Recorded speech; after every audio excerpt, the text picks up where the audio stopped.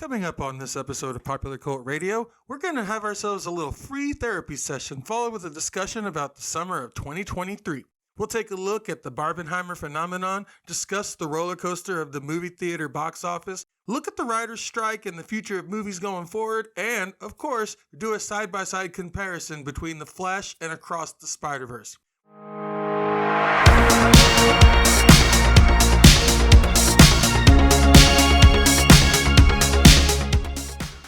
All right, guys, story time. We're going to do a little bit of, I guess you could call it free therapy, almost. So let's rant. Back during the pandemic, I was listening to a lot of podcasts because everybody was making them at the time. They still do. There's a lot of people more doing it now than they originally were. I was listening to a couple that were some of my favorites, and they just kept talking about, you got to do it. You got to do it. You're never going to know unless you do it. And I was like, I like to talk. And I feel like I have a lot of interesting takes on things, and sometimes I feel like I say things about, movies, music. I have interesting thoughts that I'm one of those people that I'm always looking for like an escape route in case like a zombie apocalypse were to take place right then, right there. I needed to find a way to high ground or an exit plan or what my strategy is going to be or how many vending machines am I going to ransack on the way out. And so I'm one of those people. That's always like, I'm always constantly thinking. My brain never stops, which is hilarious because when it's bedtime, he's like, okay, we're done. Let's go ahead, get some sleep. And then I wake up and my brain's like, we weren't done. And I was like, yeah, well, unfortunately, neither was I. So my brain never stops. And I felt like, these guys keep telling me that if I don't do it, I'll never know. And I was not happy with my job, but, you got to pay bills. And I was contemplating and I was like, you know what? Why don't I try this? It's like, I don't know anything about this. I literally have absolutely zero clue how to start a podcast. I don't know anything about recording. I haven't done Photoshop since I was in high school. So I was like, I don't have any idea how I'm going to do all this. And I was like, oh, well, there's YouTube. The thing that I'm trying to get on, let me use it to help me get on it. So I started watching videos nonstop. What equipment do I need? How do I edit a video? How do I edit audio? You're going to notice from some of our super early episodes, there's a reason that the learning part was not something that I did particularly well at first. But, I taught myself how to do all this stuff on these different YouTube videos, and I was learning as I was going. If I ran into a problem, I'd hop on YouTube or hop on Google, type in the problem that I was having and try to find a solution to it. Or if it was a transition that I was trying to learn, or if it was a certain thing that I wanted to do in video editing, or whether it was a specific tool that I needed in Photoshop, or, whatever it was, I was constantly just teaching myself all of these new talents that I had never done before. That process took a little while, but in the process, I finally got everything that I needed, all the equipment that I was told, this is key, that I was told through these YouTube videos that I needed. I'd watched several of them where they kept saying, this is what you need, this is what you need, this is what you need, this is what you need. And I was like, what's the poor man's version of that? And finally, I got all this stuff together. I found a crew of Miss Aline and Jay, and then obviously there's a fourth member that we did have, but she's kind of moved on with her life. She has a family now, and she got married, and, I understand, probably has a lot going on herself. But originally, we had a four-person crew that we would get together and we would have these conversations. And these original mics, I think I might have spent like $30 on each of them. They weren't very expensive. They were just little rinky-dink tabletop mics, and they worked for what we needed them to do. But I was noticing whenever I would go to edit them, it was just, the audio was just trash. It was so bad. It was so hard to, I was, of course, the loudest one, because I'm always the loudest one. I don't know why. I learned how to talk with my diaphragm at a young age, and I've never been able to turn it off since. I'm just a loud person. I sneeze loud. I cough loud. Everything that I do. I sleep loud. I apparently walk loud. Things that which is, side note, I think that's hilarious because the amount of people that I sneak up on accident that I'm not even trying to, and they'll turn around and almost have a heart attack. So the fact that I have some people like, you walk really, really loud. I'm like, I'm apparently not that loud because some of these people have no idea that I'm even there. I could be an assassin for hire. But anyway, I digress. So I couldn't figure out what the problem was. I was like, maybe it's the mics. So I bought a little more expensive mics. These were probably like $70, and all the equipment and stuff that went them, like it was a little over probably $100. Probably closer to like 120 range, maybe. I don't know. I have no idea. But anyway, I'm a working single dad. I have a mortgage. I have a lot of bills. I got hurt a couple times, which we'll get into. And it's like, I didn't have the money, but I was like, I really want to do this, and I want to do it right, because my dad always taught me at a young age, if you're going to do something, do it right the first time. And that's something that, even though I hated it when I was a kid, it's something that has stuck with me through my adulthood. And it's a reason that I become a top performer like every single job that I do. It's a reason that I become obsessive about things. Is a reason that I nitpick over details. And that was one thing that I was just, the rest of the people that were doing the podcast with me, Jay, Miss Celine, the other person, her name was Sweet Peach. They just, they didn't understand what I was talking about, but they were willing to work with me and play ball. And, we were trying to figure everything out, and I got the new mics and I got them all set up, and still having issues with the audio. I was like, this doesn't make any sense. I was like, this should have been the solution to the problem. Well, then I kept reading about like echoes and stuff, because it sounded like we were like, hello, hello, hello, hello. Like it sounded like we were just like in like four corners of a cathedral. Like it didn't even sound like we were even close to each other when we were talking.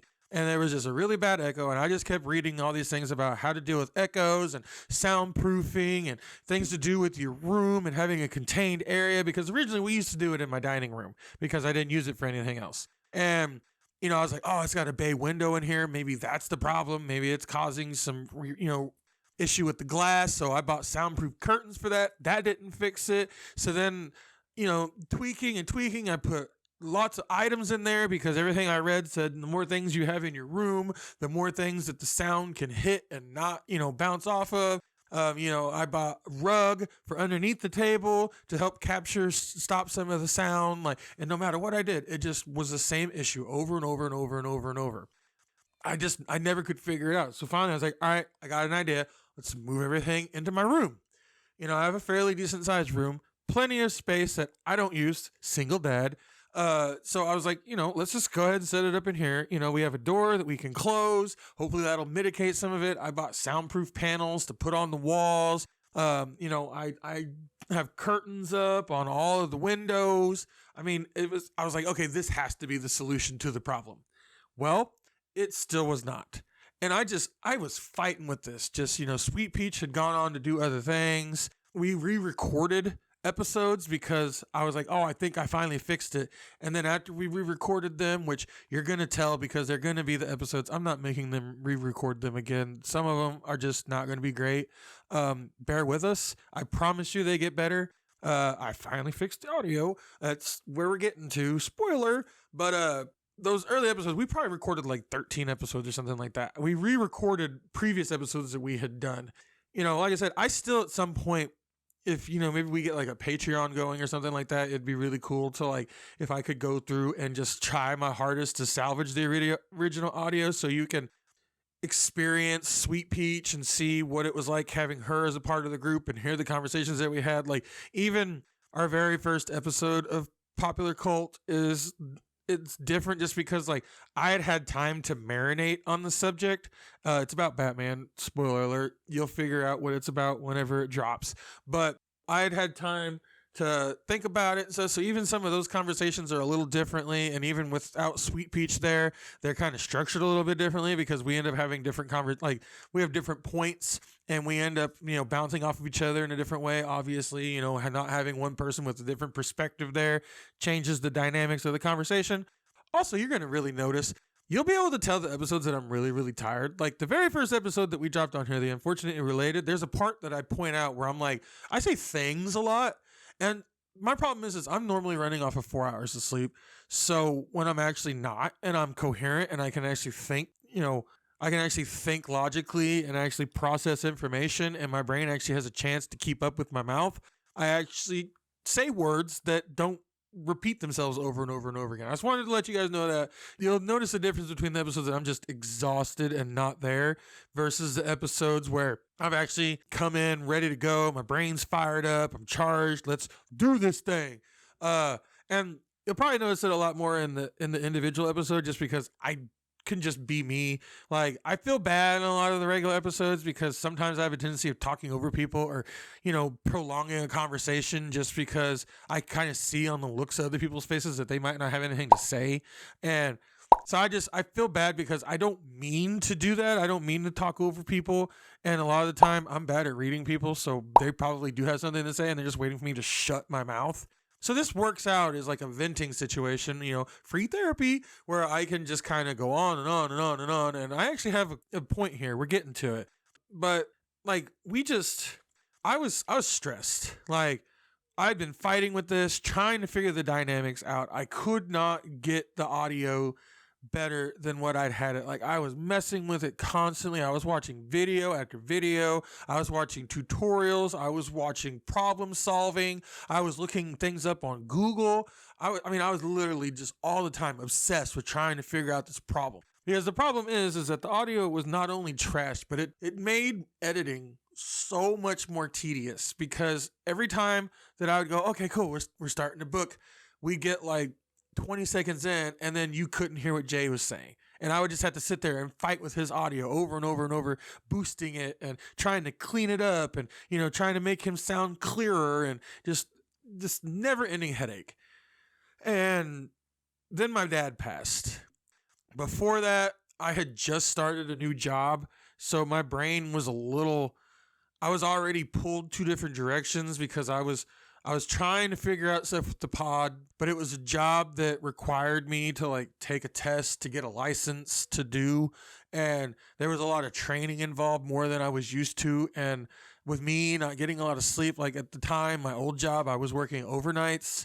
And then this job, I was just, waking up way earlier than I was ever used to doing before. And my brain was just trying to learn a new thing while also trying to fix this problem. And then when my dad passed away, it was just kind of like an overload on my brain and I kind of shut down. You'll notice, like, we originally started recording in 2021. That was when we originally started recording things. It's 2023, almost 2024. If you haven't seen a calendar lately, that's the deal.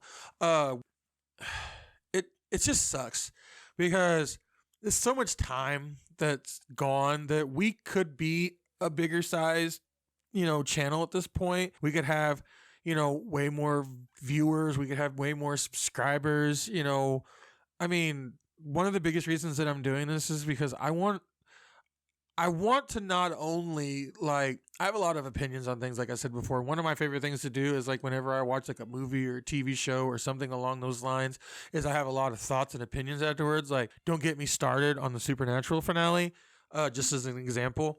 And, like, me and Jay would just sit and just have these long, like, 2-hour conversations about this stuff.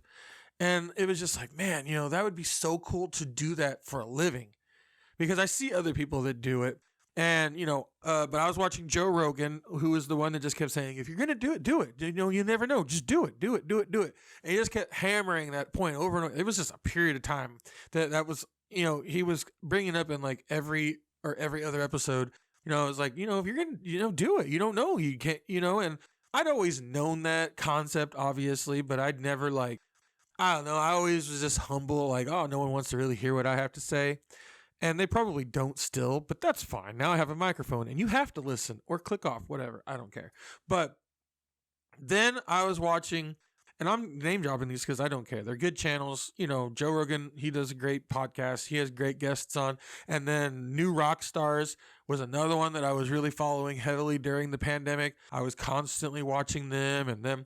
The videos, the types of videos and analysis that they did and the breakdowns and the Easter eggs. And it was so fascinating to me because I have an addictive personality. And when I find something that I like, I just binge and binge and binge and binge. Like there's no off switch, and I'll just keep consuming it until there's none left for me to consume until the next one comes out. And then I was like, I was in this situation where I was like, man, I kind of want to do like a combination of the two.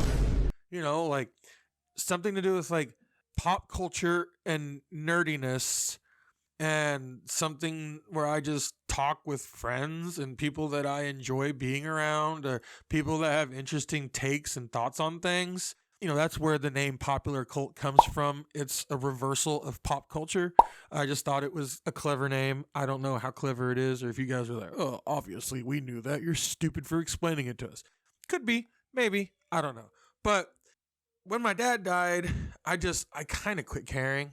Like, I was so stressed out trying to figure out the audio, and then having people that I was excited, and I was talking to people about it, and they would just keep asking and asking, when's the next episode? When's it coming out? When's it coming out? When's it coming out? And I just reached a breaking point, because the reason I left my old job is I had partially torn my rotator cuff at that job. I did not know I had done so until I had gotten home and my arm had started hurting. I, being the simpleton that I am, just assumed, oh, you probably pulled a muscle. Didn't think anything of it. It was a Friday. I wasn't trying to spend more time at work than I had to. I was just ready for the weekend. Next day I woke up, couldn't move my arm at all. It was just completely frozen. It hurt to even look at my arm. And it was just a long, drawn out situation. I don't want to get into details, but I was like, I'm just going to leave because they don't seem to have my best interest at heart.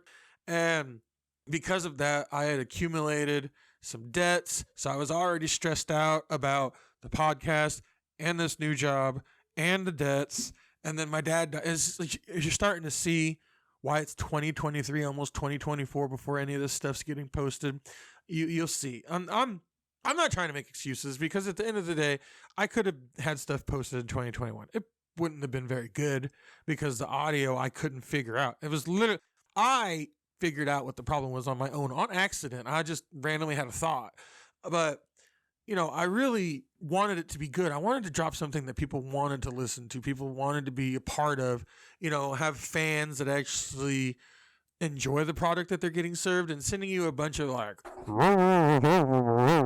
episodes that you just wouldn't have enjoyed that, and you probably would have clicked off after 5 seconds. That's not something I didn't want to taint the name before it had ever become anything, worthy of being tainted.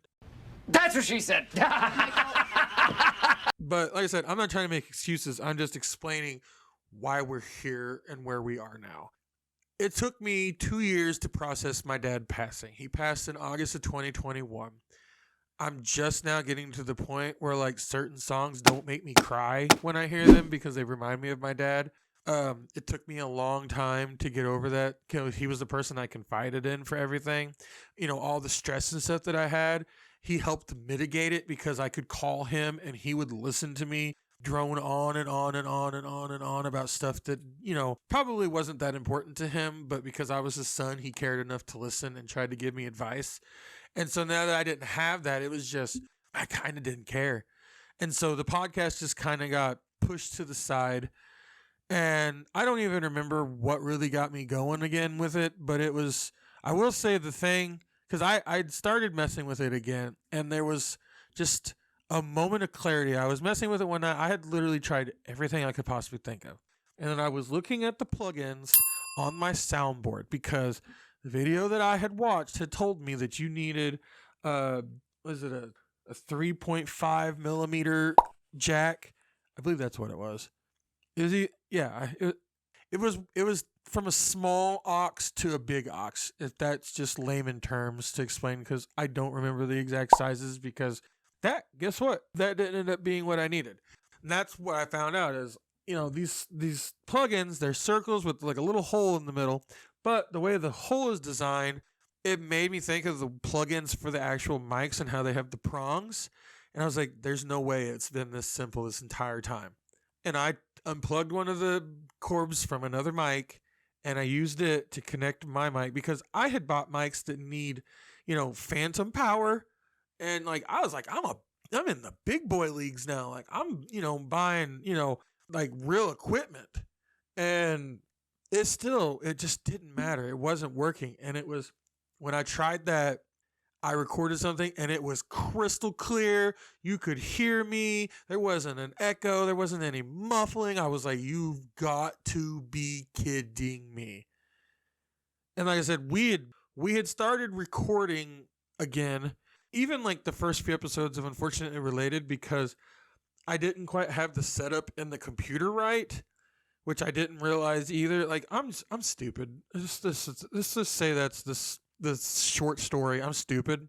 And it took me a while to get everything, and then every time I would unplug my laptop to like take it somewhere and try to edit something, when I'd bring it back, none of the settings would be right when I would plug everything back in, and then we would just be like, I'd be listening to the people that were sitting here recording, like, it's been an hour, why aren't we ready? And I was like, I'm trying, like, I'm stressing out over here trying to get the correct settings, and like, since then, I remember what they are, and I'm like, I'm just not going to unplug my laptop anymore. It just seems like it would solve a lot of headaches, but that's a long story short. That's why we're here now. It took so much finessing. I had to wait on Post, who used to be Scub Service, to get animations done for me. I mean, it would be really cool at some point in the future if this ever takes off and becomes something to like have like animation, like real animation. I think that would be cool. I like the animation. Like, sure, we could get it. Like, I could do like the normal thing. I could have cameras and we could have a little set that we've set up in a studio format. But I like the animation thing. I think it's different. I think it's unique. I feel like it stands out. Sure, it's a little simple. It's a little basic because it doesn't move. But I still think it's fun. And I like to edit. I like to do Photoshop and make different clips. Like, the problem is like, now I'm in a situation where I'm working technically 2 jobs. One of them's kind of a part-time, but it's something that I'm looking at turning into a full-time potentially. And it's just between that and sleep and the gym and, making time for my son and trying to get, my house cleaned up and getting projects done and errands ran. It's just, there's so many things. I'm just trying to make time for it. But it's like, I'm so motivated now because it felt really good to finally finish the first episode, Unfortunately Related, and actually get it posted. I was like, oh, that felt really good. And so now like that itch is coming back that I'm like, oh, I got to keep making these. I got to get more posted. I got to get more done. And obviously this one's going to be like the easiest one because it's going to have way less for me to edit.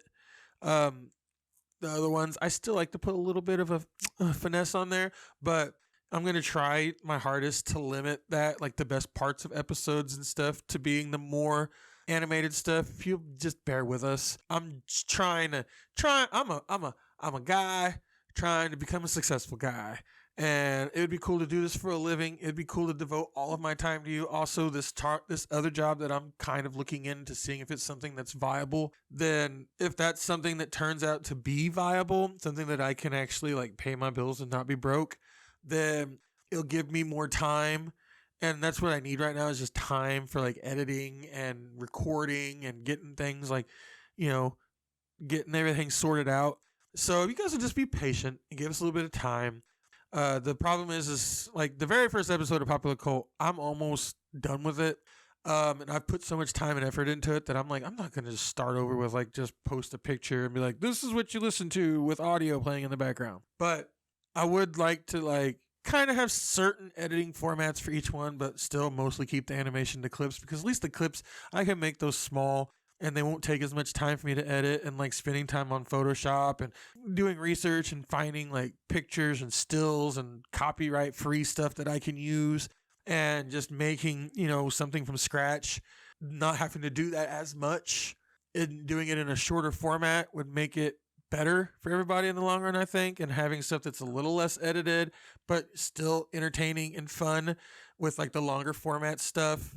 That's kind of the goal that we're going for right now. And if some point in the future I end up being able to do more like what I want, like what I was doing with the first episode of Popular Cult, then I will, just because I enjoy it and it's fun to do. But right now I don't have any time, and we have so much stuff that's already been recorded that I'm trying to get edited and posted. Like, we started recording Halloween episodes like a month and a half ago, and it took me so long to get through the bad audio and just finding time to put the episode together that it just got posted.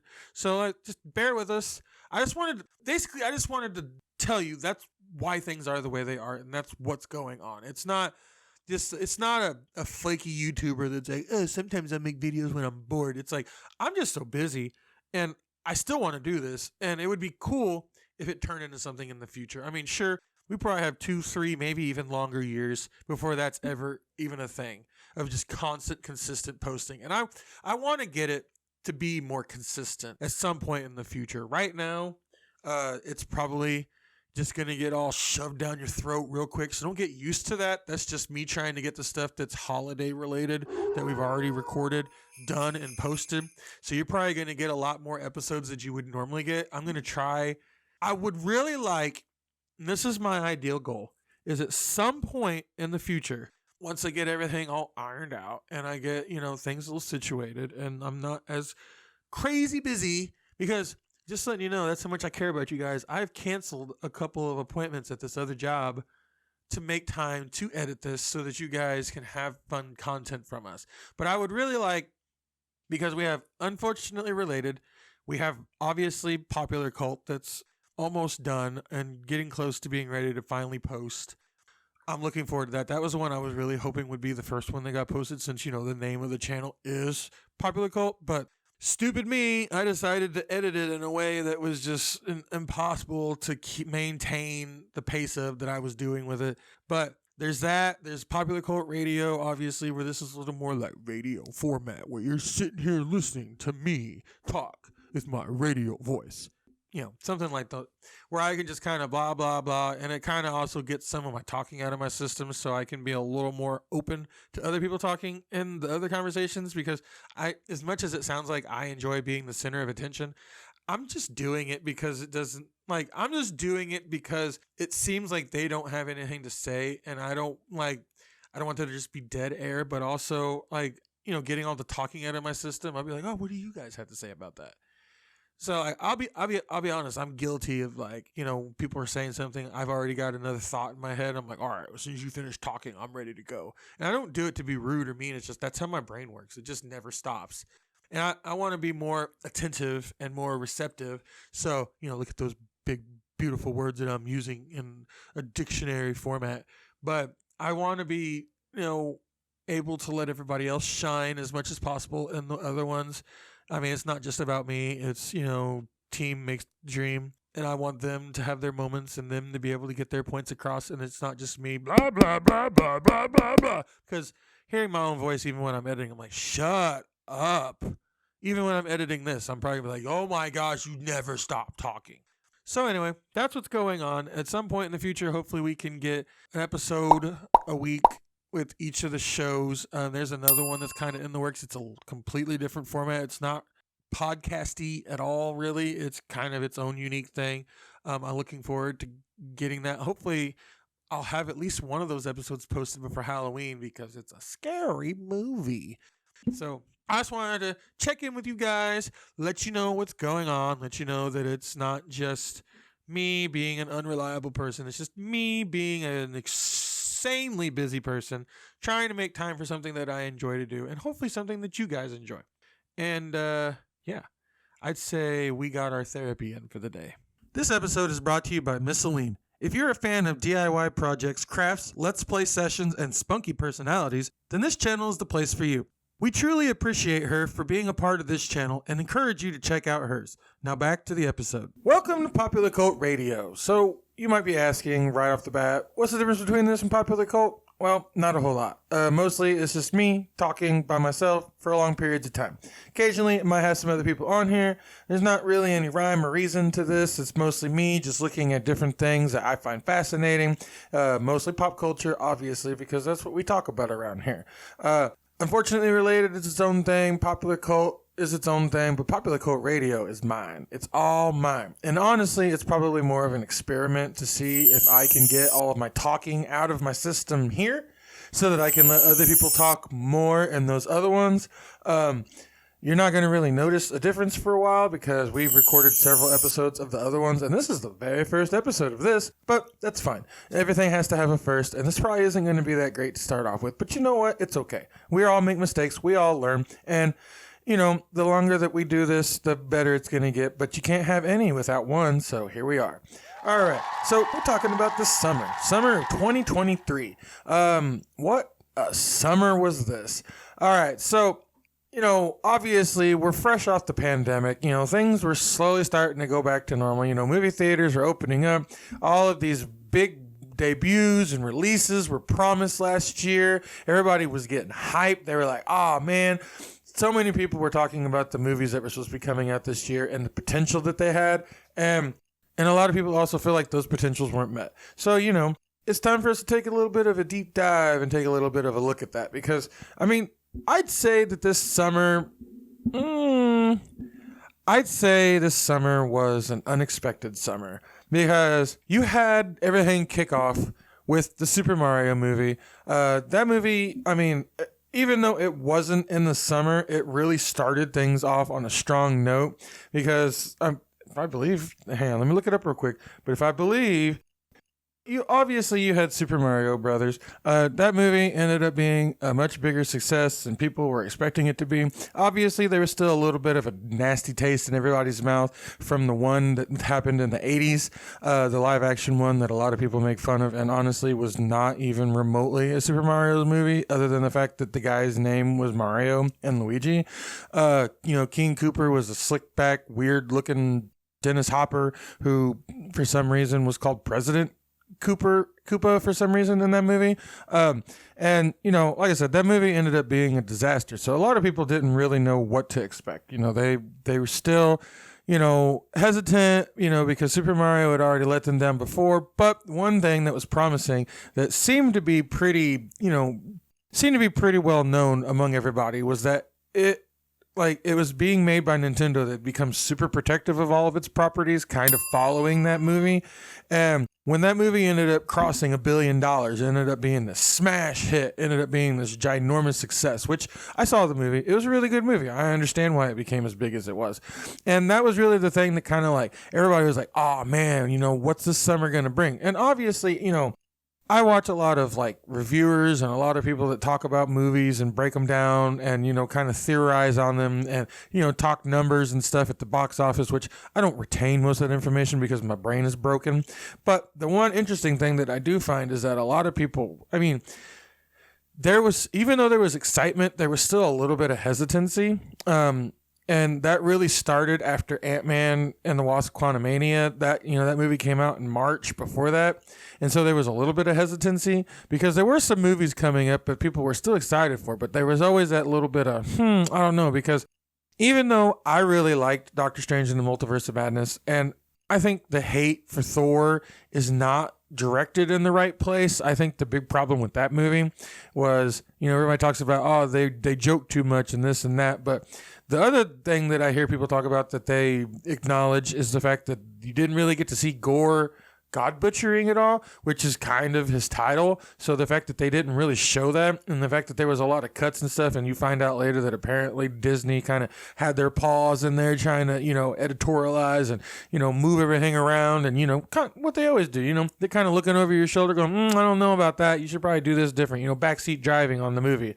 You had all this wasted potential. You had Thor: Love and Thunder that, if they would have just shown more God butchering, the humor, I don't think would have been such a problem because the humor would have really offset all of the stakes and all of the tension, kind of would have relieved all of the pressure and tension that was building up because you would have actually thought that maybe Thor might die because it was his fourth movie. And nobody else has gotten a fourth movie yet. He's the first one to cross that threshold. Everybody else stopped at a trilogy. And so the fact that he was getting a fourth movie, it was like, oh man, so you had Steve Rogers who got his happy ending, dancing with Peggy Carter back in time. You had Tony Stark who sacrificed himself to save everybody. And then, all the other old guard, they were kind of lesser characters, Hawkeye and Black Widow, even though Black Widow sacrificed herself and didn't really get the just desserts, or even though Black Widow sacrificed herself and didn't really get the recognition and respect that she had deserved for that action, it was kind of brushed away because they were like, oh, we got to keep telling the story. And it was like, could you not have focused on this for just a minute? I've watched recently a breakdown of the Final Destination series, and one thing that they were always talking about was there's not really a lot of breathing room that takes place for them to really acknowledge the loss and the pain and the grief and the sorrow. There was a couple minute scene where they were like, oh yeah, it's sad she's gone. All right, moving on, which was kind of bogus. Obviously, she should have gotten a lot more recognition. She's, she's been a big deal and she's been a big part of the Avengers for a while. And the fact that they just kind of brushed over her and was like, all right, well, she's gone. Let's keep on going. Obviously I can see why people were upset with that. So that was some wasted potential there. So obviously the fact that it was his fourth movie and it should have been something special and it ended up not being after the success of Thor Ragnarok and how much people unexpectedly loved that movie. There was a lot of shock that they were confused that wasn't the movie that was promised to them essentially. And like I said, apparently there was a lot of editing and cutting and, moving things around, which happens in all of these movies because Marvel just can't seem to help themselves. There's a slight disadvantage when you get to the point of when you get to the point where you can't move on from something because it's not quite what you want it to be. And Marvel, with this tendency of trying to plan everything out and trying to introduce all of these different characters and having these big plans, and then the fact that they're always trying to shove all this stuff into places instead of just letting it breathe and kind of naturally happen. So if you go back to the original MCU, the very first phase 1 leading to phase 2 that, accumulated to phase 3, it happened kind of naturally. It wasn't forced, really. They weren't in a hurry to introduce all of these characters. They weren't trying to just like chugga choo choo, through all of the storyline and all of the characters and character growth and character arcs and getting to know these characters and understanding who they are and wanting to know more about them and becoming attached to them. And that way, when Avengers Infinity War happened and people started getting dusted, you were suddenly super invested and you were bummed out.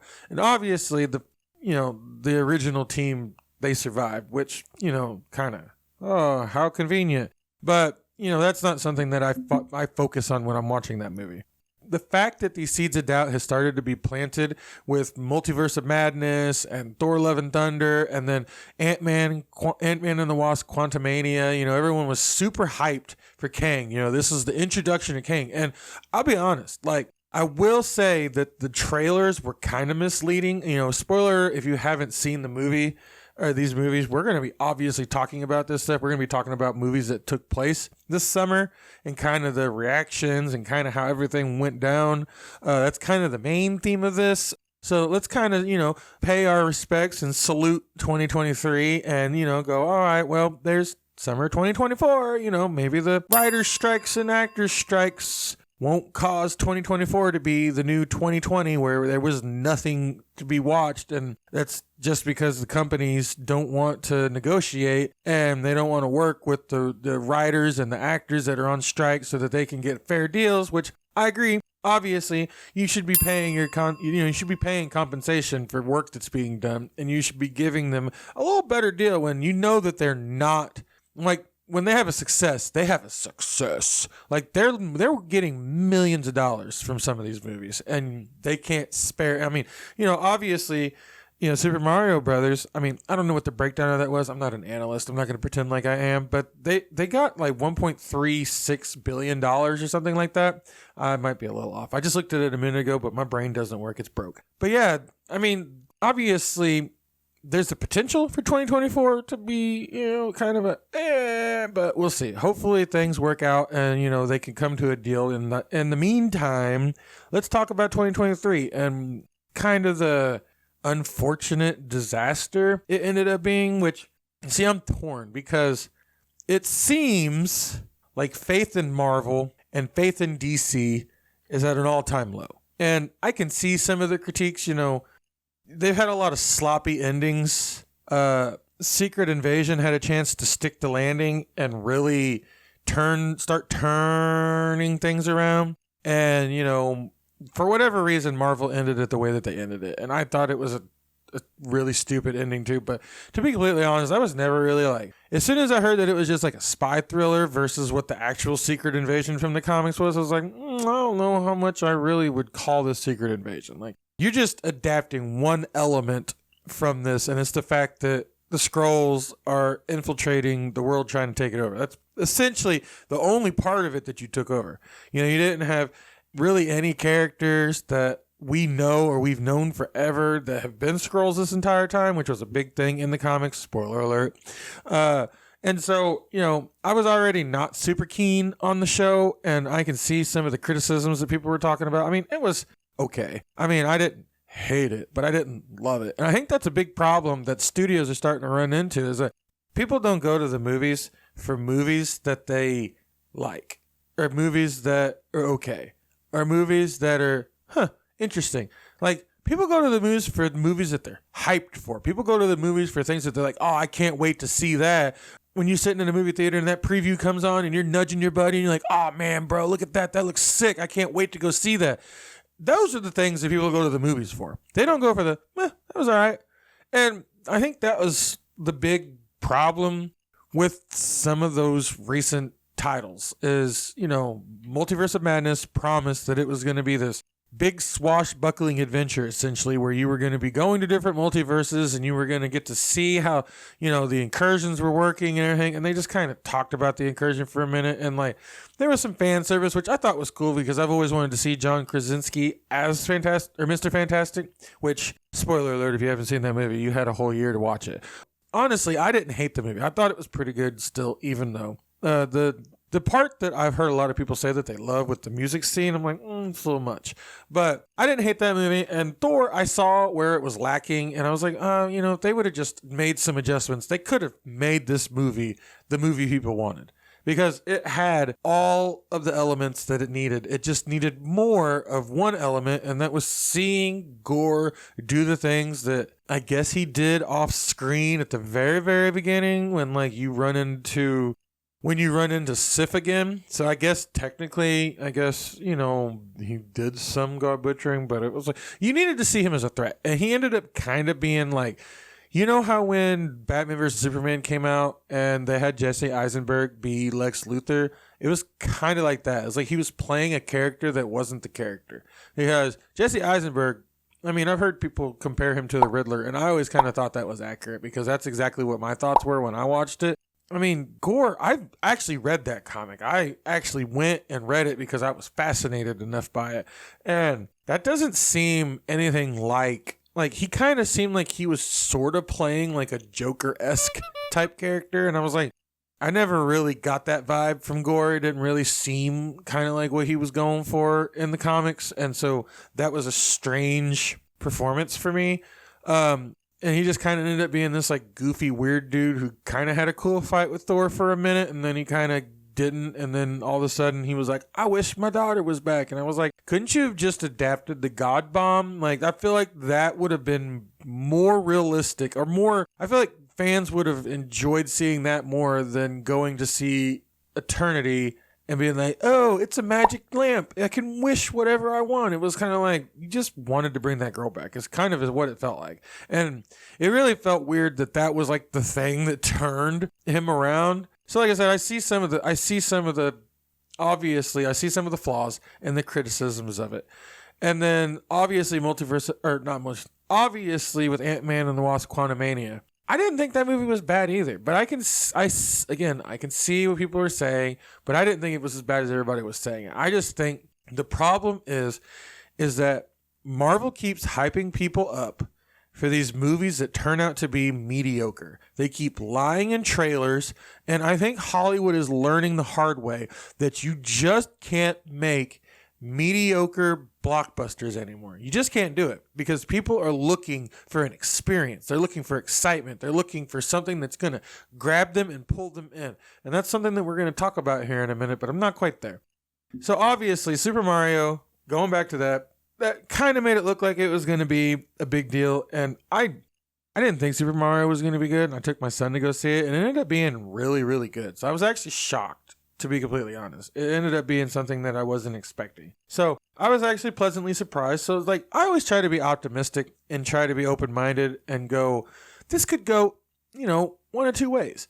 And I'm not as tough of a critic as some of the people that I watch and listen to on a regular basis.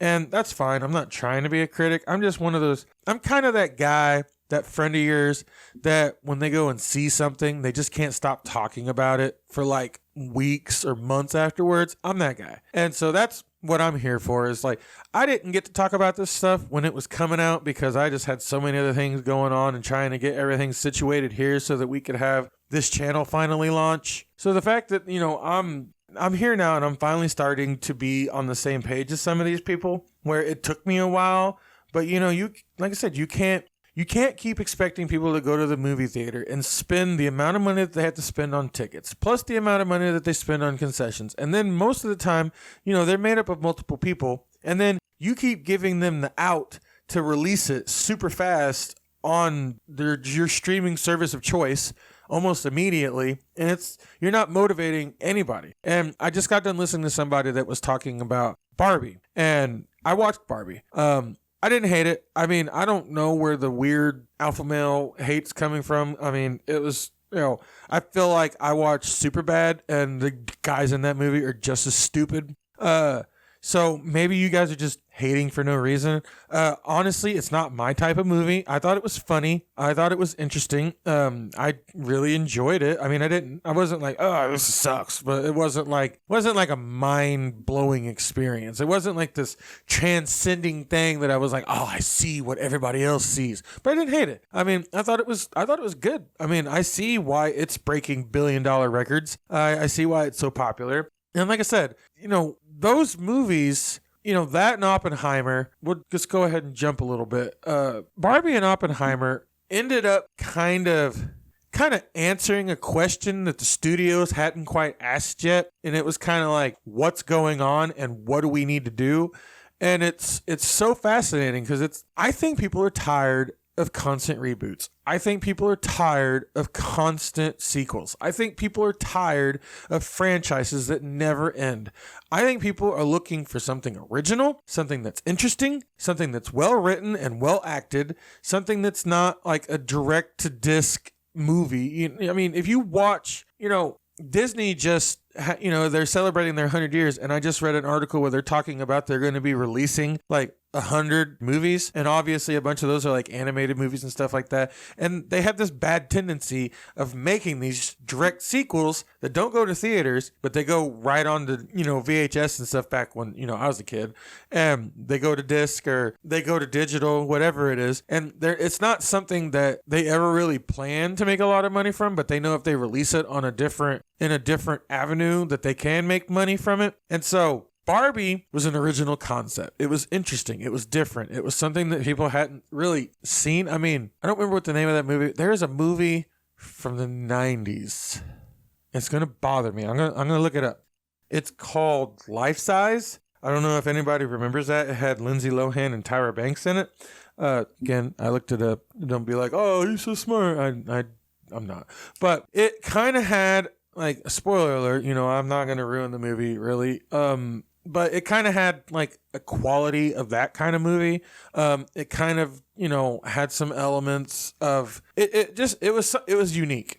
It was something that was different. It was something that hasn't been made a million times and just been milked and milked and milked and milked until people are sick of it. Superhero fatigue, I don't really think it's a thing. I think people are tired of mediocre superhero movies. Because if you look, in the 90s, there was a whole entire movement where they were making superhero movies. They had a Nick Fury one that they made with David Hasselhoff. There's a Fantastic Four movie they made. There was a Captain America movie that they made.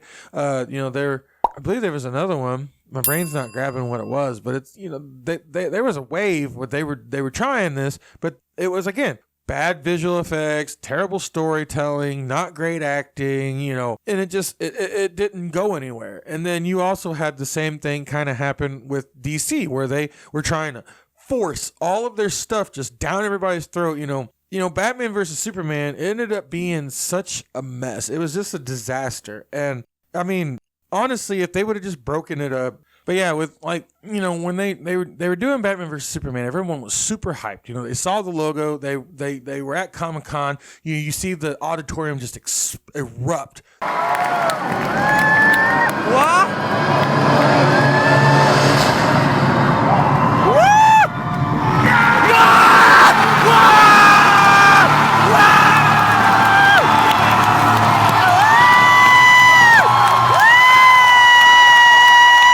They're so pumped and so stoked for what could have been a really interesting story. You know, the comic book was popular. I think they made an animated movie at one point that was based off of it. And I mean, so it was like people were ready for it. They wanted to see it happen.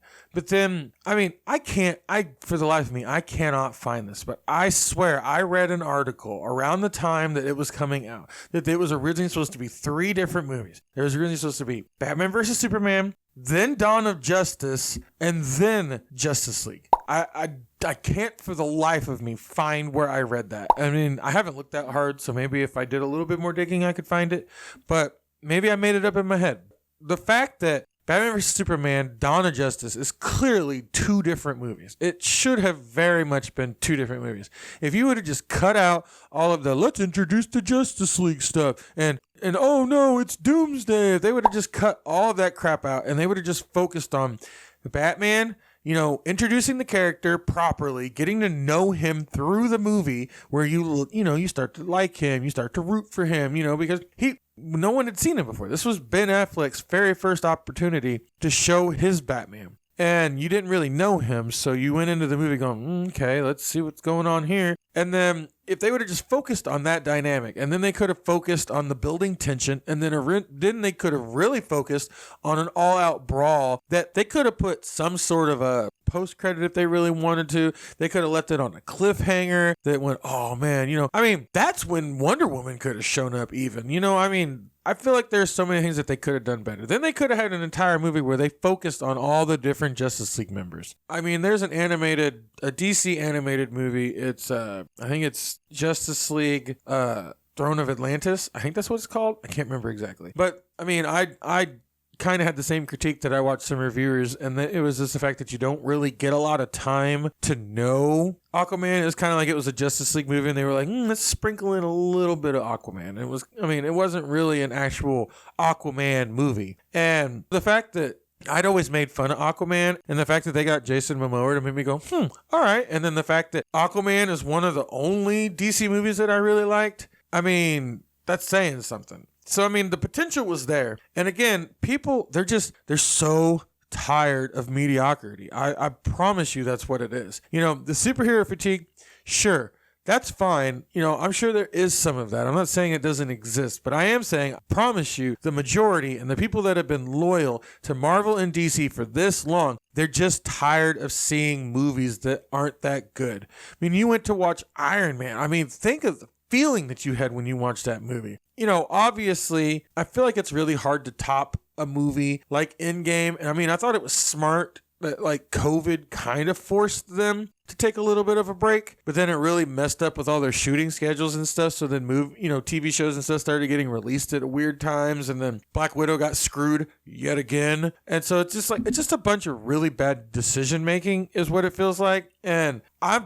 promise you, like, I keep hearing all the hype for Deadpool. The Deadpool 3 that's supposed to be coming out because, spoiler alert, Wolverine's supposed to be in it. And it's looking like it might potentially be adapting, a couple different comic runs, including Deadpool kills, the Marvel Universe, which he could be doing the Fox Universe. I keep hearing that argument. I'd say it's possible. I'd say the fact that everybody's guessing it, I feel like that makes it less probable. I mean, I'm still saying it's plausible and possible, but I'm not saying it's probable. I feel like there's going to be a unique take on it that nobody quite grasps just yet. I mean, maybe when a teaser or a trailer comes out, people might start to get an idea of what the movie's really about. I mean, other than the couple of set photos that have been released so far, but DC is in shambles. I mean, okay, this is supposed to be organized. And the problem is my brain trails off and I start going on tangents. And you'll notice that I've already done that several times. I keep trying to steer it back on the thing that I'm really trying to focus on.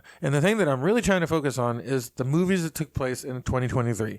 And a big problem that people are having with the movies that are coming out is that, they're just not the Marvel that they remember. And then DC hasn't been DC since DC started, to be completely honest. Like, I'd say The Dark Knight set such high expectations with people when it comes to DC and, especially Batman and stuff. And then you also have movies like Joker and The Batman that came out that were really, really exceptional and really made people fall in love with those. But then they were always in catch-up mode with Marvel. And I always said, I was like, if you would just do your own thing and focus on your characters, you have always been more popular. Like, DC has always been the giant. Like, at one point, they had the opportunity to buy Marvel, and they didn't do it. Because they were like, oh, we don't want that, we don't need that. And then they didn't, and they became their adversary. And, I mean, I think that it would be smart for them to kind of behind closed doors kind of like work together in a way where, like, you know, they're just constantly trying to top each other. And I mean, if you had, and I've heard this argument too, and I think it's a very valid one, if you had two juggernauts and they both were just pumping out hit after hit after hit, I mean, that's going to make both sides constantly get better and better and better to fight the competition. And Marvel really never had any competition, so it's kind of like they got lazy and they got comfortable and they just started pushing out baloney, hoping that the fans would just be like, oh yeah, it's fine, we don't mind, it's Marvel, we like Marvel. But the problem is that people have brains, and those brains work, and they think, and they have feelings and thoughts. And when you give them something that's not stimulating, something that's not intriguing, something that's not clever, something that's not funny, something that's not, you know, exciting, if you're not giving them those things, then they're going to be sitting there on their phone going, all right, is this over yet? Let me scroll through TikTok. It's giving me my funds.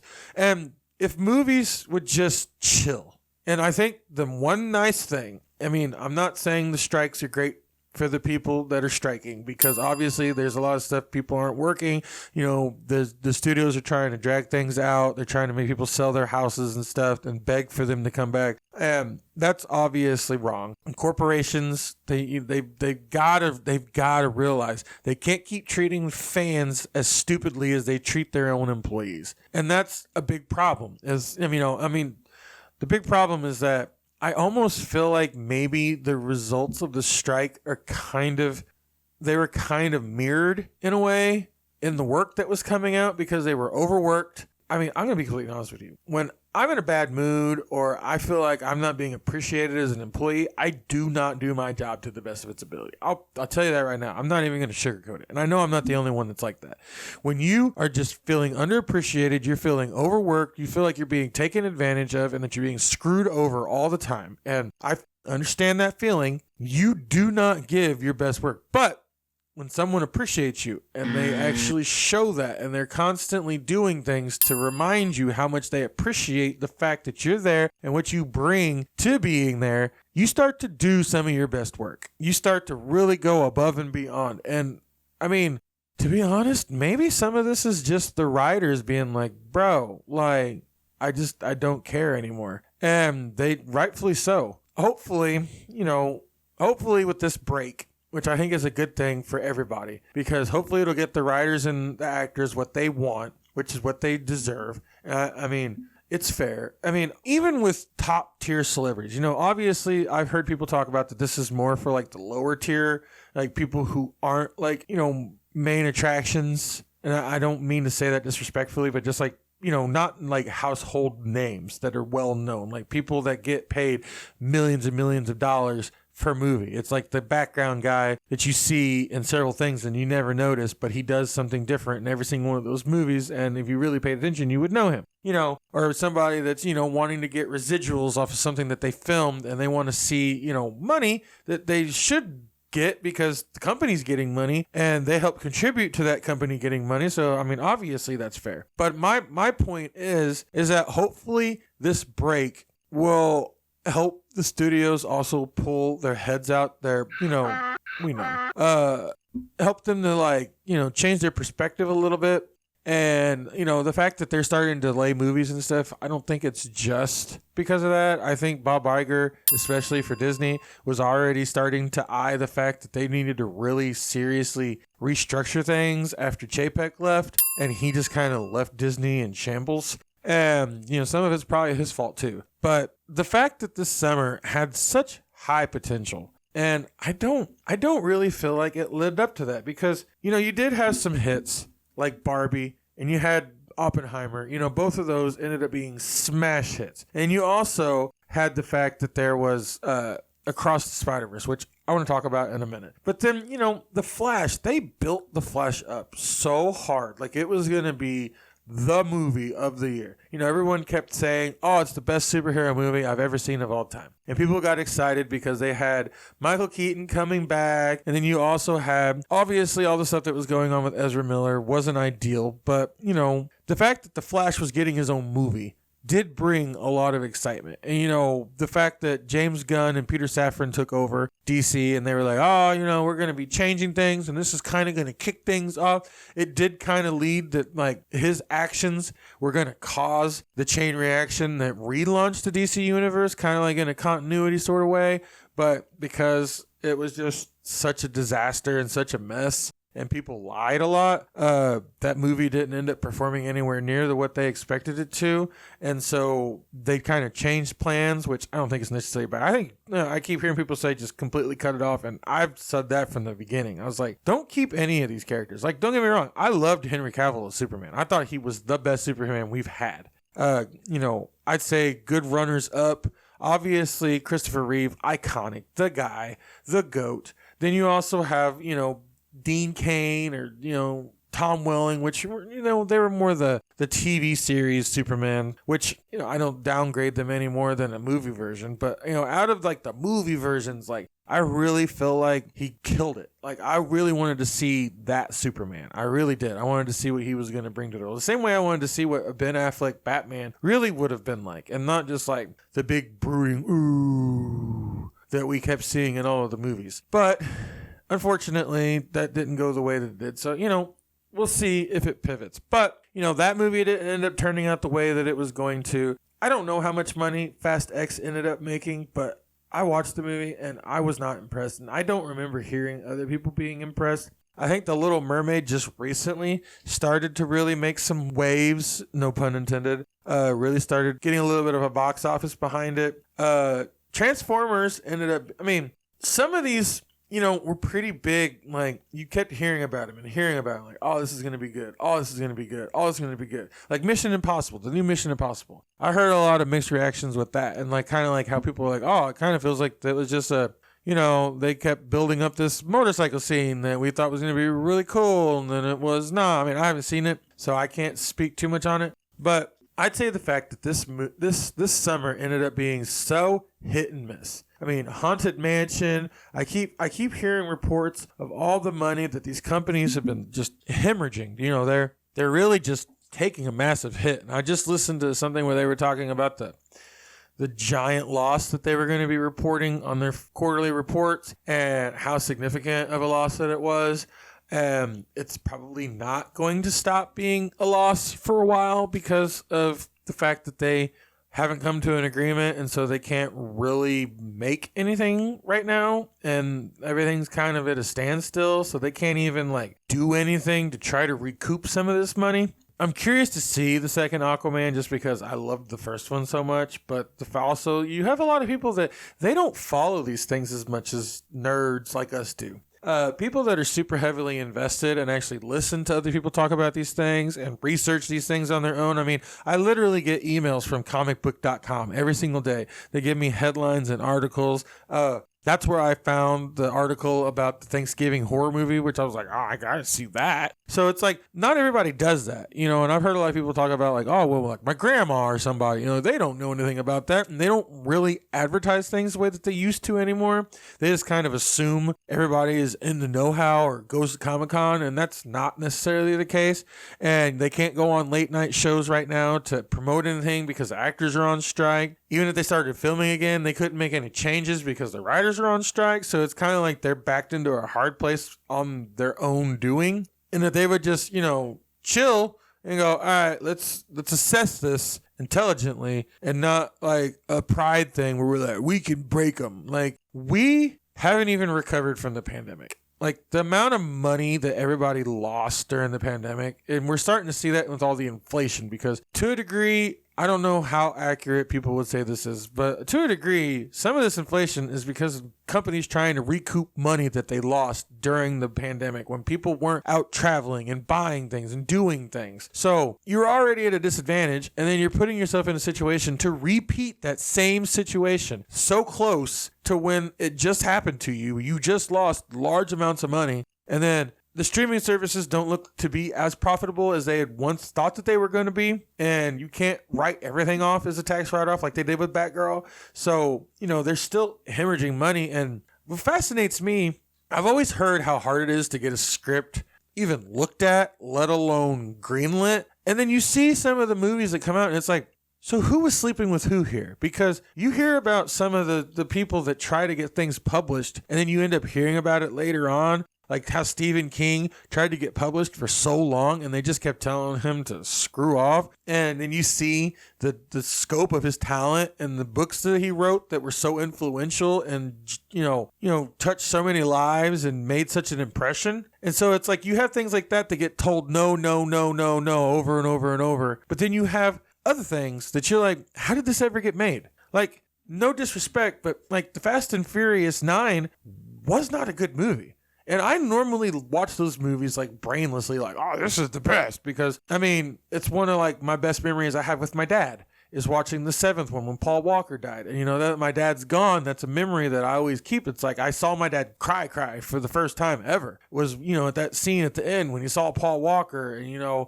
that 9th movie, it's just was not that good. And then you also have other movies that are coming out that I'm like, I don't understand how these movies get made. I don't get it because they don't do well. They don't look good. Most of the time, the storyline is hot garbage. The acting isn't always the best. And then you also have just a really bad, you end up with just a really poorly written movie where people are saying and doing things that don't make any sense and don't look like something that a normal person would do. But then you also have masterpieces that come out and it's just well-composed song that just, they came in and they just had all of the right pieces come together, the right cast with the right acting ability for the right role. You had the right story from the right writer who, said things that people say and do things that people do. You also have a director who has an eye for these things, who understands how he wants the thing to look once he adapts that story. Then you also have all the other people that work in the background that provide the lighting and the music and the,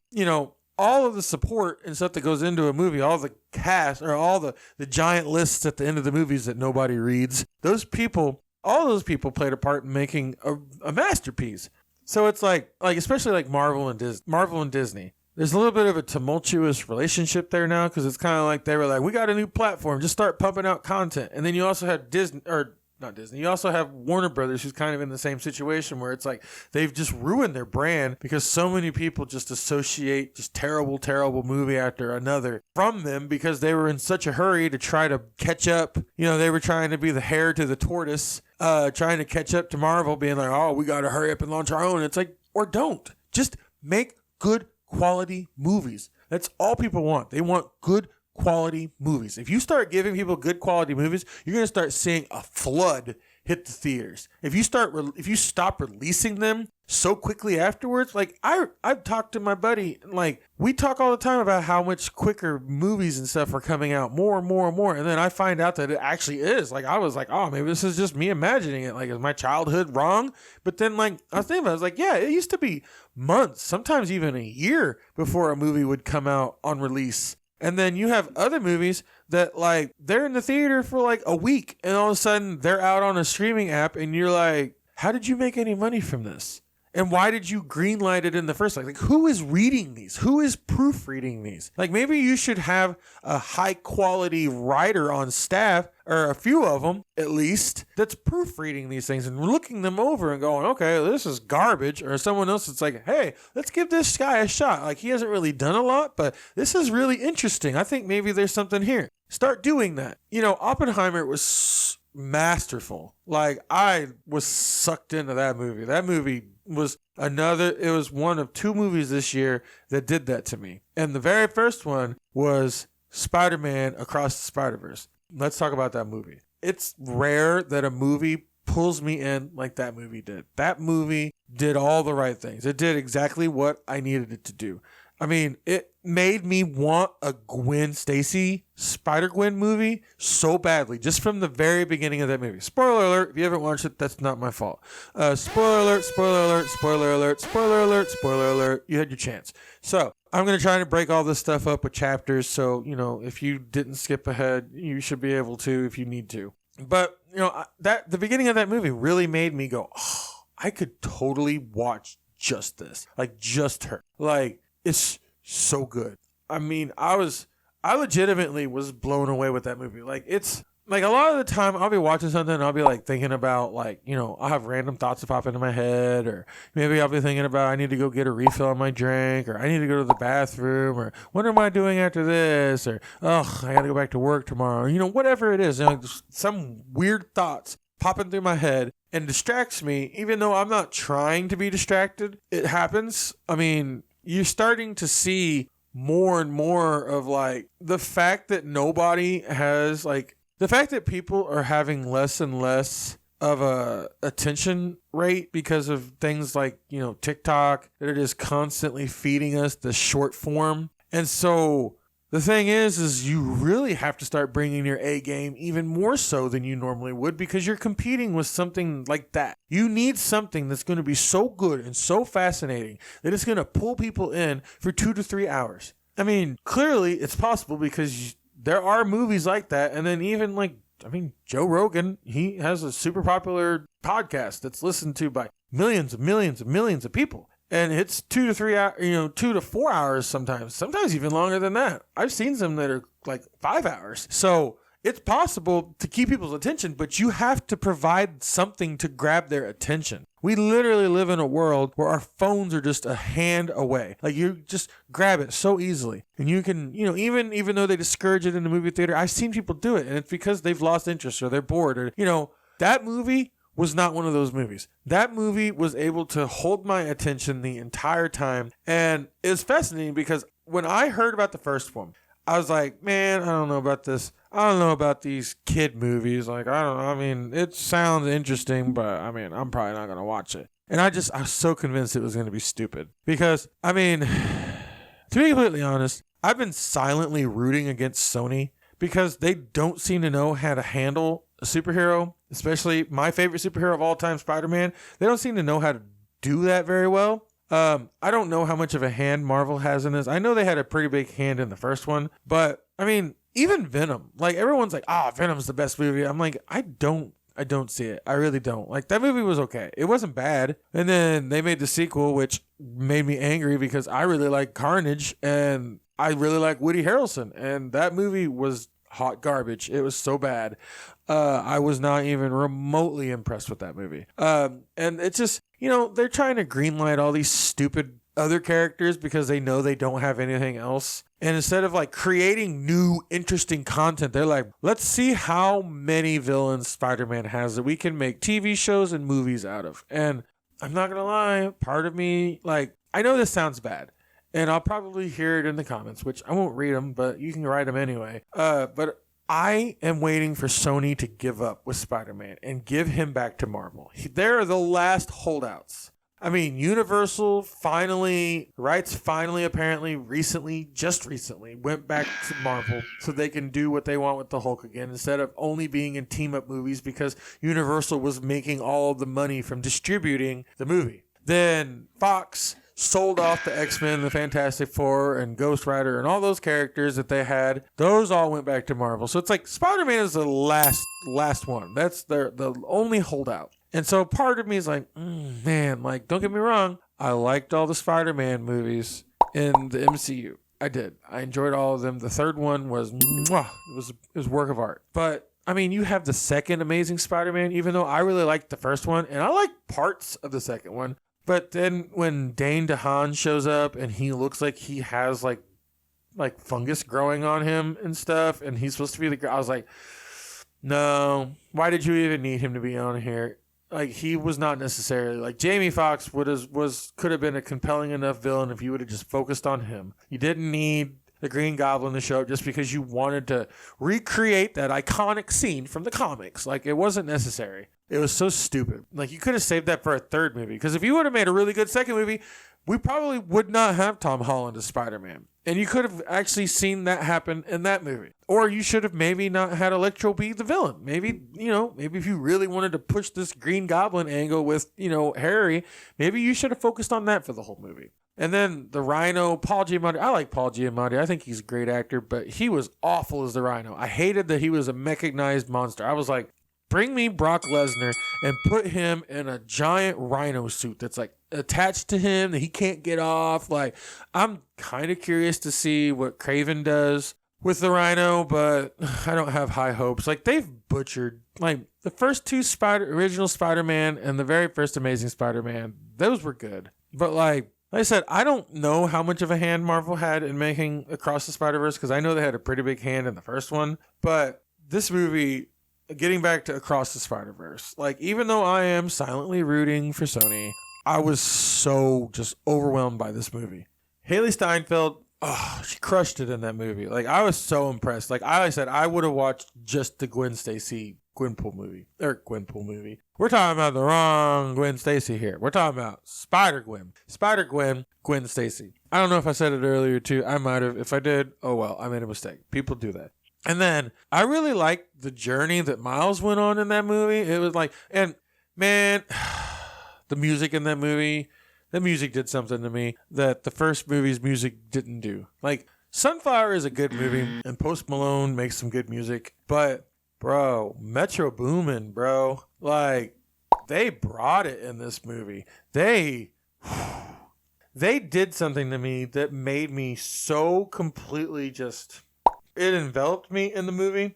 It really pulled me in a way that I wasn't expecting it to. And it really, like, I kept finding myself, like, I wanted Miles and Gwen so badly. Like, all those like cute little scenes where there's this character development and they're really like, you can just see how badly she, like, it's like she wants to express feelings to him, but she's so afraid after what happened. Again, spoiler alert, she's so afraid of what happened with Peter in her universe, and she's afraid to get too close. And then she makes the comment about how Spider-Man or Gwen always falls for Spider-Man, but it never works out. And I'm like, yeah, but you fall for Peter Parker in those. This is Miles Morales. That shouldn't even be a concern of yours, girl. You shouldn't even be worried about that. He's not the same guy. Even though he is Spider-Man, he's not the same guy. Like, all the twists and turns. Hobie Brown was phenomenal. I didn't think I was gonna like, because I'm one of those people that like I made an exception for Who Framed Roger Rabbit just because I really like that movie. But it's really hard for me once you start meshing animation and real life together. It's distracting for me. But essentially, in the world that they've created, Miles and all of them, they're in like the 3D world that we live in. And Hobie Brown would be like if Roger Rabbit showed up and was like, hey, I'm here. I mean, the fact that I wasn't distracted by that, and I actually really liked that character, and he cracked me up several times. I mean, I thought that was fantastic. The fact that they took a character that I did not expect to be anything important. I was like, oh, he's just a throwaway villain. Like, I thought Miguel O'Hara, I thought he was the real villain of the movie. Like, I didn't think that it was going to end up, I really didn't think it was going to end up being the Spot at all. Like, I thought he was going to be a throwaway villain. Like, they kept making the references about him being the villain of the week. And I was so blown away when I was like, oh, wow. Like, they turned him into something to be worried about. Like, I was actually like, oh, bro, I can't wait to see what's going to happen in the next movie now, because they turned him into something real, like a threat. Like, he's not just like, oh, I'm a villain. Like, because you see at the montage at the beginning of the movie where he's like beating up all the other, like, he's showing how he's become more Spider-Man. He's beating up all those villains of the week. So it was really cool to contrast all that, where they made him like actually become a threat.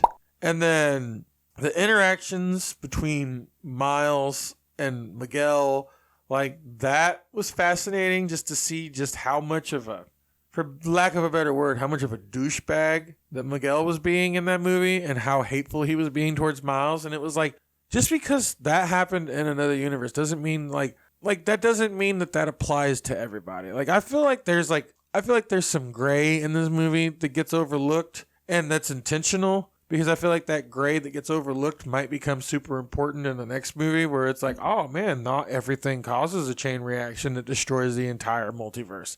So I don't know. Maybe I'm wrong. Maybe that's kind of what helps kick off Secret Wars. I don't know. But I'm super pumped for it, because in The Flash, they instantly were at a disadvantage because Spider-Man came out first. Like Across the Spiderverse was like a month or two. Might have been 2 months. I can't remember when it came out. And man, I'm going to want to know where it is. I got to look it up. It came out June. Yeah, I was right. So it came out in June, an entire month before The Flash comes out. Well, The Flash was originally supposed to come out way before this, but they just kept pushing it back and pushing it back and pushing it back. Well, they kind of screwed themselves. They shot themselves in the foot. And then, like, Across the Spider-Verse just did it better. They really did do it better. Like, it was... The Flash, it had its moments. I didn't hate the movie. I really liked seeing, Michael Keaton come back. Obviously, they got me with that because he was like the last Batman that I really liked. Like, even in all the Christopher Nolan movies, I was rooting for the villain in every single one of those movies. I don't really, like I said, if you've been around on this channel, you kind of know I don't particularly care for Batman. So I was actually super happy to see that Michael Keaton had made a return. I thought the girl that played Kara, Supergirl, I thought she was really good. I was a little disappointed that we didn't get to see more of Zod because I thought that this was obviously their opportunity. I thought was going to be for them to like give him a second shot to be like, hey, I left my mark, instead of being like, I got my neck snapped and that's all people know me for. But unfortunately, that's not what we got. But the one thing I do find fascinating that nobody is bringing up, not a single person is bringing this up. So in the movie, spoiler alert, again, spoiler alert. If you have kept listening to this point, I do not care what you write in the comments. You did this to yourself. But I thought it was really fascinating that like when the babies fall, right? The thing I find fascinating is like people are making such a big deal about the baby going in the microwave and stuff like that. But can we focus on the fact that these are supposed to be newborn babies? They're in the nursery wing of the hospital. That's where newborn babies go. I don't know about you, but when I had my son, and this is something that I had knowledge of before because, you typically experience babies in your life at some point. They can't hold their heads up. Their necks aren't very strong. So you have to do that because, I don't know, they could die. But these babies, they fall out of a giant window, falling down a super tall building, and not a problem. Doesn't break anybody's neck. I mean, I get that it's a superhero movie, it's Warner Brothers, and they're not trying to be like, oh, we killed all the babies. But maybe you shouldn't have had that part in the movie. It was a stupid scene. Because all those babies would have died before the Flash ever got to them because they would have been falling, not being able to hold up their heads, and they would have died. Then on top of that, the Flash, like, would the babies not have died just because of him moving them? Like, could that not have, like, broken their necks? Like, they have super soft skulls at that point. Their brains are, like, very accessible if you really wanted to. Like, I'm not obviously wanting that to happen. I'm just simply pointing out that maybe the baby scene wasn't necessary. You could have had that same impact with young children. You could have had the exact same impact without the babies. You didn't need the babies. The babies were not important. Also, you might have been able to do a better job with the CGI if you would have had children instead of having babies. Because guess what? You could have actually suspended children on a green screen. Food for thought. But I think it's fascinating that nobody's bringing up the fact that a newborn baby can't hold up their head. And they're just like, they're focused so hard on the silliness of the scene. And I'm like, what about the not necessariness of the scene? Like, that doesn't make sense. The babies would have died regardless of the Flash's interference. Like, he might have saved the lady, but those babies would have been screwed. So maybe in the future, don't have babies like that in your movies.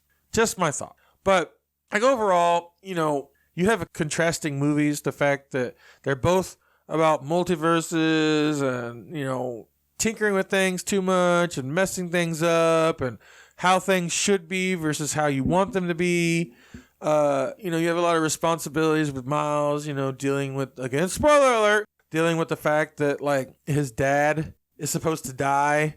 And I did hear somebody make a point about, he already lost his uncle. Why has he got to lose his dad too? Which I think is a valid point. Maybe that's the loophole that we find out about in the next movie.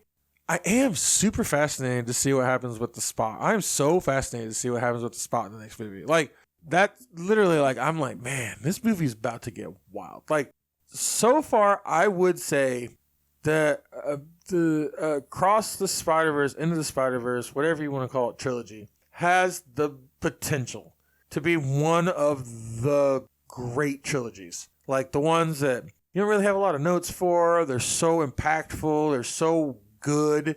They're so rewatchable. That's another thing people are forgetting. If you want those big giant box office numbers, you have to make something that's rewatchable, something that people want to go back and watch over and over and over again. And if you deliver them a piss poor, mediocre, pathetic movie, they're not going to go back more than once. Honestly, you'll be lucky if they stick around that long, because sometimes people go in there and go, this isn't for me. And I think you have like a 15-minute window where you're allowed to go get a refund on the movie. You can tell sometimes from these movies what they're going to turn out to be. So again, hopefully all of this stuff kind of like resolves and they just kind of figure this stuff out, because it's not going very well right now. Like Marvel's in disarray, DC's in disarray. Marvel kind of seems like maybe they're shooting for maybe a soft reboot with Secret Wars. Maybe, they didn't adapt Civil War or Secret Invasion very faithfully, so maybe they're not going to do that at all. I don't know. But I will say this, like, if they really play their cards right, they could turn it into the next Avengers Endgame and make it something fascinating and something interesting that would really get people's attention. And, obviously you don't want to wait till that point, because you're going to have people just completely check out of the MCU and they won't even stick around long enough to watch that. But, you can definitely see the difference. You can see the Barbenheimer mania that took off, which I think is fascinating, because like I had never heard anything about it until new rock stars started coining it that, and then all of a sudden everybody started doing it and they were like, oh, it's a thing. And I was like, did new rock stars start this and they're not getting credit for it? I don't know. I'm not saying that people don't have the ability to figure these things out without that, but it seemed a little strange that I had never heard anything about it until that point. So anyway, we will see what happens. Hopefully 2024 doesn't end up being the year that forgot movies. And hopefully that's not what happens. Going to the movies is such an experience. I would hate to lose that for another year, just because there's nothing to come out, because everybody took too long to negotiate. So hopefully they come to an agreement. Ninja Turtles seems to be doing pretty good, or at least it seems to be well received. I don't know if some of these other movies will or not. Again, summer's essentially over. Is it what? September 21st? Is that the day that becomes fall? I always forget. It's in the 20s, the early 20s, somewhere around there is when the seasons change every season. I'd say overall, Indiana Jones was a colossal failure, like a ridiculous failure. Like, it wasn't even like, I haven't seen that either. Like, that's the thing. It's like I'm sitting here trying to like talk about some of this stuff, but I haven't seen it. But also the reviews and some of the insights that I've heard about it, I'm like, do I want to see it? Because I was never really a massive Indiana Jones fan. And then the fourth one was so bad that I was like, man, maybe there's a good reason. But I hear that one was really, really bad, like compared to the other ones. So maybe that was just a bad experience, because I hadn't seen the original since I was like a kid. And that's kind of the same thing with Star Wars. More on that later. But we'll see what's going to happen with the state of movie theaters and movies in general. Hopefully, again, like I said, hopefully this break will make a difference. It will change some things. It will help them to like at least focus on writing and making better movies. Like if anything, at least that. Even if you have to like slow some things down or release these things, like if you start releasing some bangers, at least you can potentially start to win back the trust of the audience. And I think right now people don't believe in Marvel and DC like they used to. They just don't. Aquaman still has to come out. Aquaman 2 still has to come out. And a lot of people, I've already heard a lot of people talking negatively about that. So, and then it has Amber Heard in it, and a lot of people don't like her either. So it might already be doomed. Blue Beetle kind of got screwed because of the writer's strike and the actor's strike. So they can't really even talk about the movie or get any attention. So it's not doing as well as it probably could have. Another movie that I still need to go see. It's just, like I said, I work so much. It's really hard to make time for all these things, but I'm trying to. for you. But yeah, I mean, summer's over. So all we can do is look forward. And fall looks like it might have some potential. I mean, it's not going to probably be movie heavy for sure. From what I saw, it doesn't look like a ton of stuff was scheduled that was like something that was going to bring you to the theater, but maybe something that you'd be like, all right, I'll watch that sometime on a Halloween in the future, maybe. So we'll see. I don't know. Personally, I feel like this summer wasn't necessarily a bummer, but it definitely wasn't like a summer that you want to remember. Like, it wasn't a summer that like made any sort of an imprint other than like a negative one. I said, honestly, the thing is like once you get a sour taste in your mouth, you only start to see things from that perspective. And so even if they start to turn things around, people are going to be going in there expecting to be disappointed, which is already going to hamper their enjoyment of the movie. So, I mean, at this point, you just got to try to do damage control and try to win back the audience's trust and love and make them feel like you know what you're doing again. So, I guess we'll see. Hopefully 2024 is chock full of amazingly made movies by staff and writers and actors that are all happy, and companies that are being better managed by people who actually know that people don't want to go to the movies just to go to the movies. Because not everybody's like me. I will go to the movie just for anything, but not everybody's like me. And with that, we'll go ahead and bring this episode to an end. I know this was a little bit longer of an episode. In the future, I think I'm going to try to dial it back a little bit. So not only is it easier for you guys to consume it, but also for me to edit it faster. So we'll go ahead and call it quits here. Hope you guys enjoyed this episode. Don't forget to like, subscribe, and comment down below. Give me your thoughts on this whole situation. Let me know what you guys think about the delays and stuff that are coming. Let me know what you guys think about all of the things that took place over the summer and the movies, the reactions to it. And we will go ahead and talk to you guys next time. We will see you later, popular kids.